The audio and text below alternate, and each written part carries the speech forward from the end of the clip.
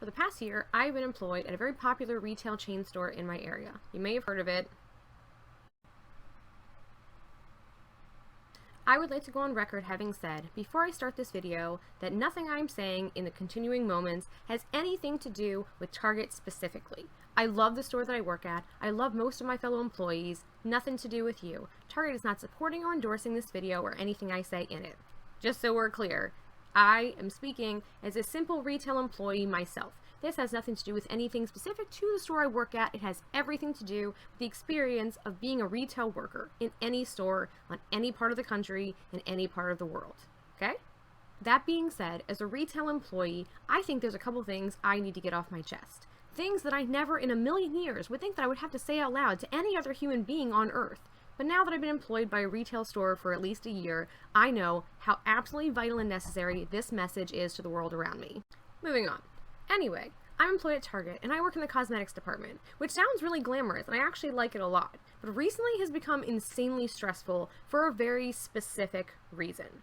I'm here to tell you today, going on record, that you are not allowed to open and use any of the makeup in the makeup department at the Target that I work at. Why? It's actually pretty simple. One, they're not testers. They're not testers in any way, shape, or form. They're not there for you to use. They're there for you to purchase and then use.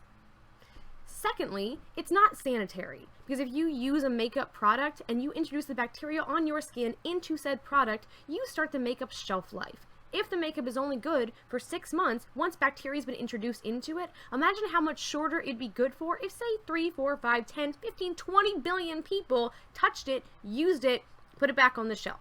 Basically what you're doing is the equivalent of going into the food department, opening a package of cookies, eating one, closing it up, and putting it back on the shelf. Would you buy a pack of cookies that have been opened and have one Oreo missing? Hell no! You pay full price for those goddamn Oreos. You want every single Oreo to be in that package and no one else put their grimy little fingers into it. I mean, hey, buy makeup from Target. Enjoy your herpes on the way out.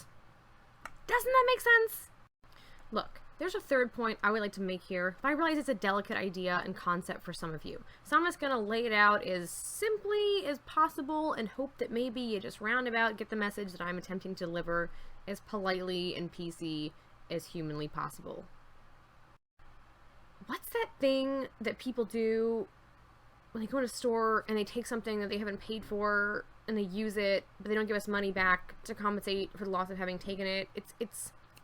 It's called something. It's on the tip of my tongue. Starts with an S. Rhymes with peeling. Yeah, I just. The worst part is, it's not that people are ignorant. I totally understand that some of you do not know the difference between a tester you can use in the store and a product that you have to buy before you can try it on. I legitimately understand that ignorance plays a factor in this, which is why I'm back there in the first place. I am back there to help educate our guests that come into the store so they can have the best quality experience while they are here. It's really that simple. I am your friend. I am on your side. I don't want you to contract some weird disease from some random stranger either.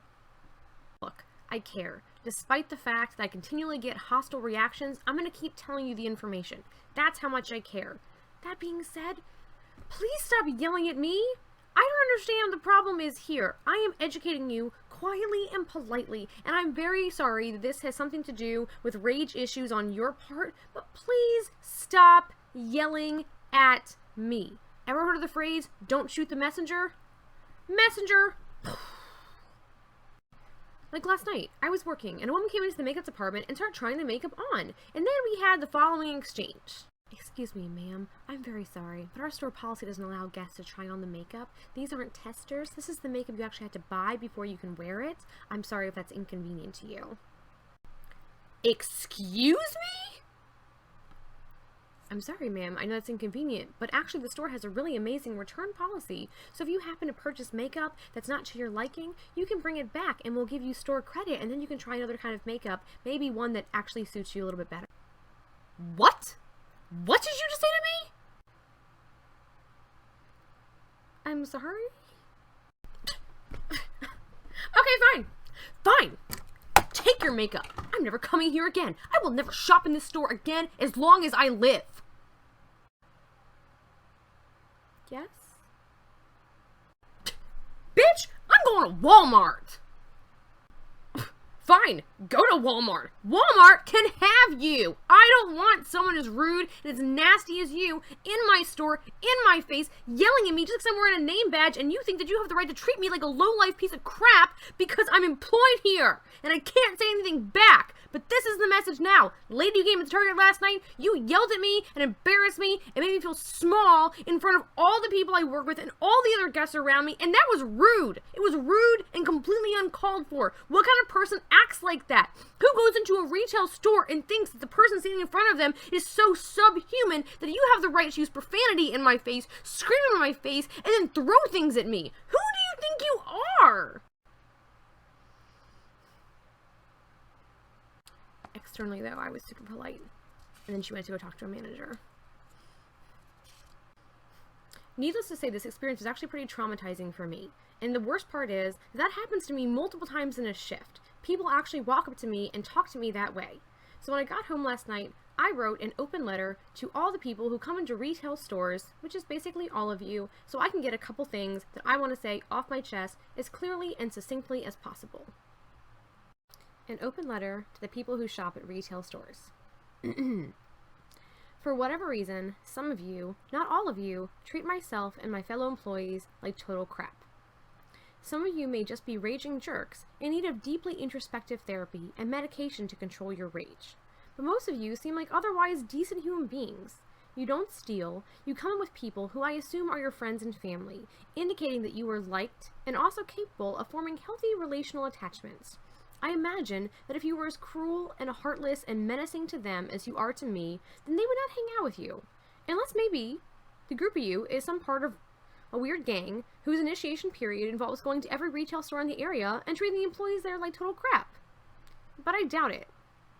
What truly appears to be the problem is that you believe that because I'm an employee at a store wearing a name badge and a uniform, that I am somehow yours to treat as you will. You express your anger, frustration, and impatience at me as though I'm a small child who may also be mentally challenged and possibly out to harm you. In short, you treat me and my fellow employees in a way that you would never treat another human being. Maybe in your eyes, we're not even human. You're wrong. I am a human. My name is Kristen. Nice to meet you. I'm a wife and mother of 2 small children. I'm a blogger and a writer and an exceptional human being. I have friends who care about me and a wide range of interests and hobbies. I am smart and I am capable. More than you, apparently, because while you can't even handle being told that your favorite shampoo is out and may not even be restocked for a week without throwing a fit, using profanity, and blaming me personally, I can not only handle that situation, but also your violent outburst over it. Your outburst and about a dozen others over the course of my shift. I can handle you with a smile, even though you just called me an idiot. I can say, have a nice day, even though you cursed me out on a sales floor in front of dozens of other people. I can handle not returning your rage and exercise more self-control than you deserve from me. So really, who has the issue here? To be fair, those of you who come into the retail store and are super nice and super polite and try to be interacting with us in a way that makes us feel like we are human and appreciated for doing our jobs, thank you. Thank you for being nice to me. Thank you for being polite to me. Thank you for making eye contact with me and not being on your cell phone the entire time. Thank you for thanking me for my time and my effort. We truly, deeply appreciate the people who act like you. We cannot have enough of you, and every single polite person, we are grateful that you come into our store and shop and buy our merchandise. The other percentage of you can go to hell, though.